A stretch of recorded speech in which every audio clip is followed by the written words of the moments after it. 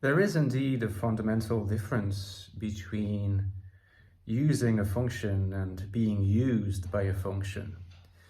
And in the case of the inferior function, which is SE for INFJs and INTJs, well, SE uses us most of the time. You know, it's funny because when people talk about how it's crucial to use a function as much as possible in order to let it mature and integrate further, how they don't take into account the fact that maturity of function use is not really about how frequently you use that function. It might sound a little bit counterintuitive, but you can make the case that we are always using our four main functions all the time, simply because experience, being alive, being in the world, is never one-dimensional. We don't live in a virtual reality where we can just decide, okay, I'm going to activate NI and just be an NI, or I'm going to activate TI, or I'm going to activate FE. We always are using all our functions at the same time, which is another interesting case for a four-function model instead of an eight-function model. Because how do you use FI and TI simultaneously? Is it coherent? I'll let you be the judge of that.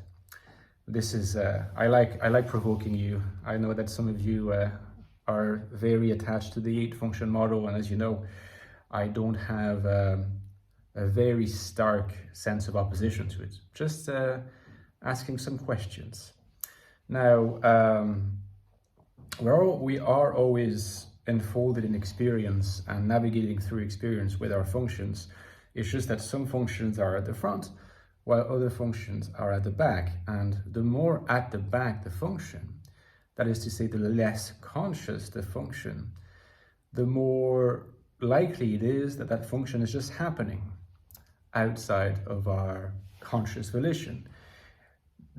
That's another way of saying this function is happening to us, right? We're not making it happen, it's happening to us. That's the case of SE.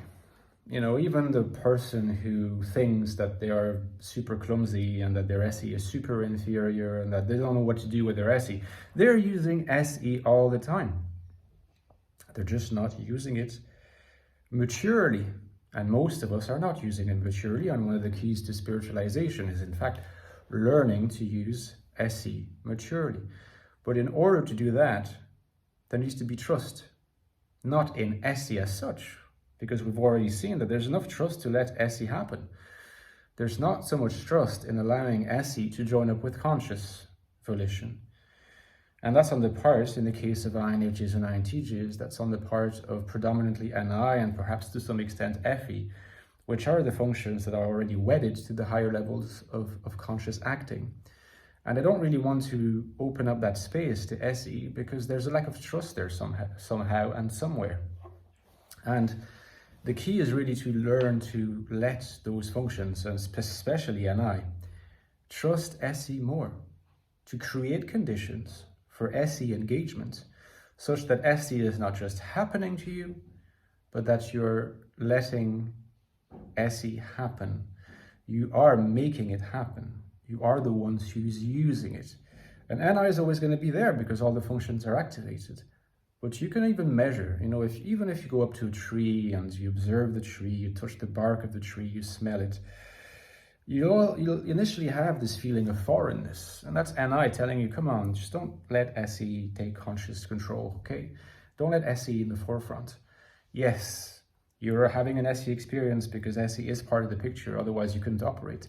But always remember, it's a little strange, it's a little alienating, and that the domain of inner perception, the domain of being in your mind, is really where you belong. You can challenge that by multiplying these experiences of immersing yourself in the world of sensory experience, letting progressively this world envelop you in its turn, and make NI realize that it is not dangerous, after all. Don't forget, guys, that I've written 2 books on the INFJ. The latest one is The Infinite Soul, INFJ Life in the Modern World. Check the reviews if you're interested. The first link below is to this book, as well as its prequel, fairly well-known book, The Ecstatic Soul, a new look at the INFJ personality. It's also linked below. It's the deepest investigation into the INFJ mind, guys. So if you're interested, you should definitely get it. Check the reviews, it's helped lots of people. And as usual, don't forget to support me on Patreon if you can. I could not do it without you. If you support me on Patreon, you get access to bonus content every 2-3 weeks, a deep dive video on a topic of your choosing, as well as access to our Discord server at the forefront. If that sounds good to you, hopefully see you there. Bye-bye, guys.